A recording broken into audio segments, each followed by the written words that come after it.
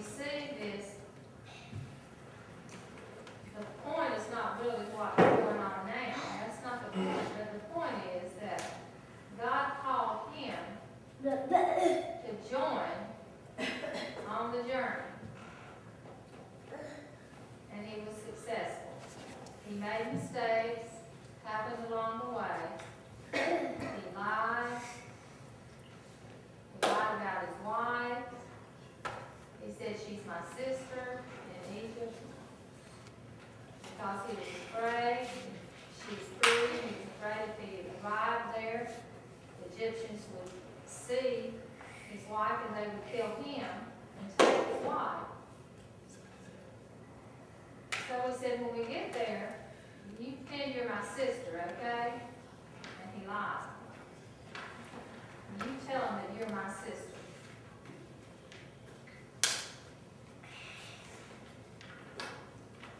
And so they did.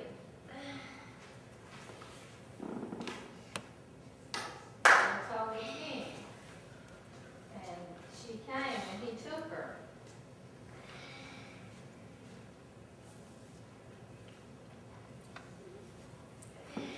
But Abraham did not say that she was his wife, and he thought he was saved. And then they got sick, and God punished the people, and the king, and the people around him.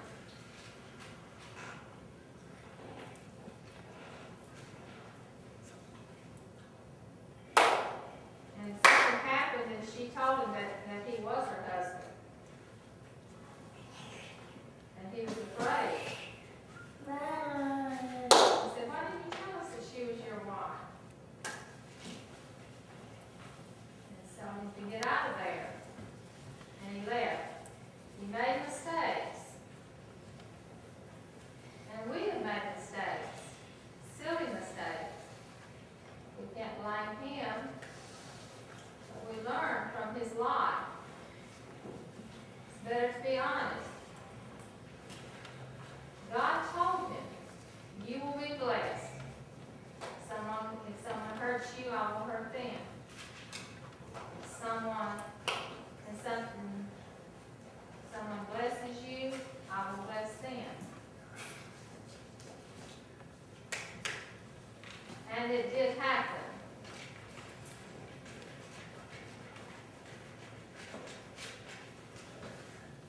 From that experience, he learned the process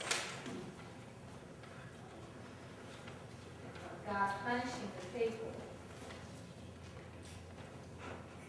He learned the lesson about God, that God will take care of me.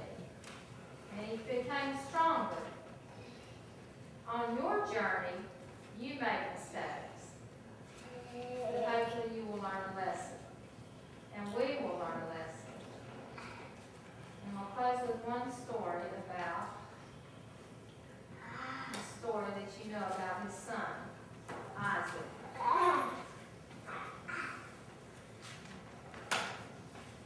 And Sarah was very old. And God told her that she would have a son.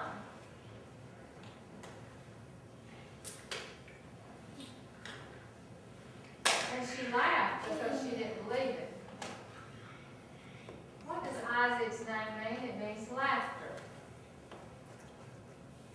And that was to remind them.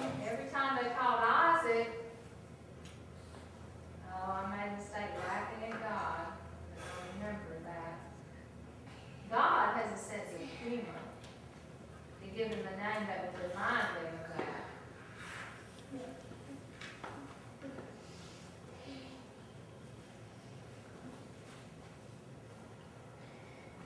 Isaac was born and grew up, and one day God told them,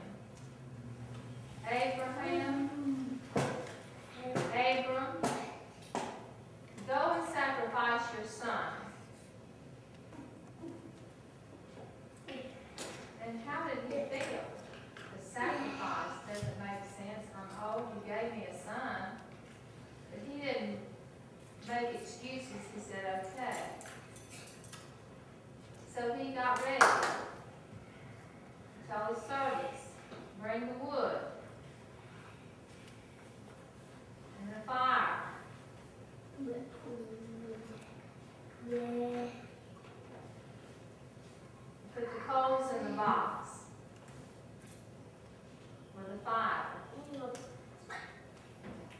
son was walking along with the father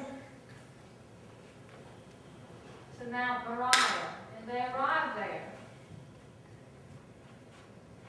And he told the servants to stay, and he and the son would go on to the top. So the boy had the wood, and Daddy had the fire. And so on the way, Isaac said, Daddy, we've got the wood, you got the fire.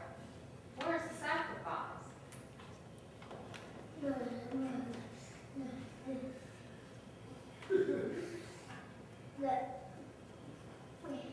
Abram said, God will provide. So his son accepted that. You know, sometimes our children ask us questions and we're afraid to answer them. And we think that's complicated. Tell a little bit of a white lie. They'll find one over there at Walmart. We buy one at Walmart. He said, God will provide.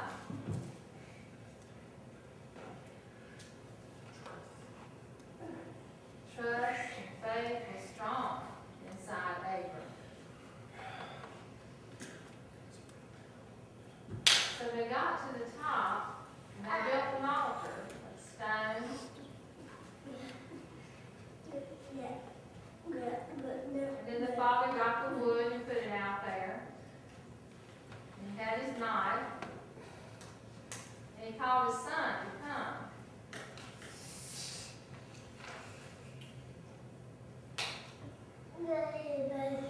And he tied his hands and he picked him up and put him on the altar. And the son was puzzled. What?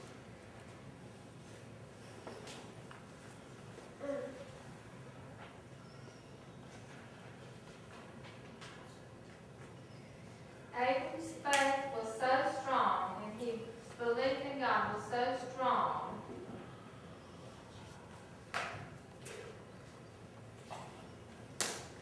that if he killed his son, God would cause him to rise again. That's what I read in the Bible.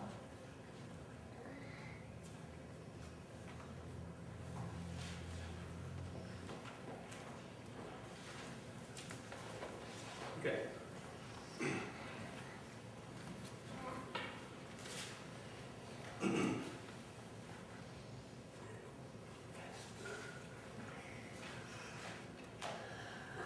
God tested him to offer his son as a sacrifice. God made a promise. But Abram was ready to sacrifice his son.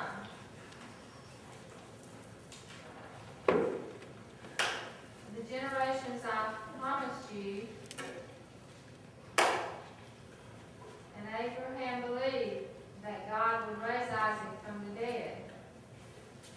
And it was as if God brought Isaac back from the dead.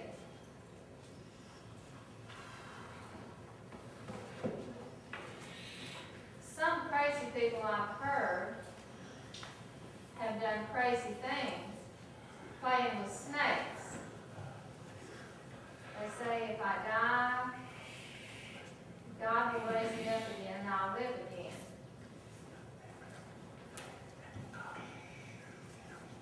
But Abraham's faith, and Abram was willing in his mind, as God told me that my descendants would be from Isaac. So if I kill him, then he'll have to raise up again.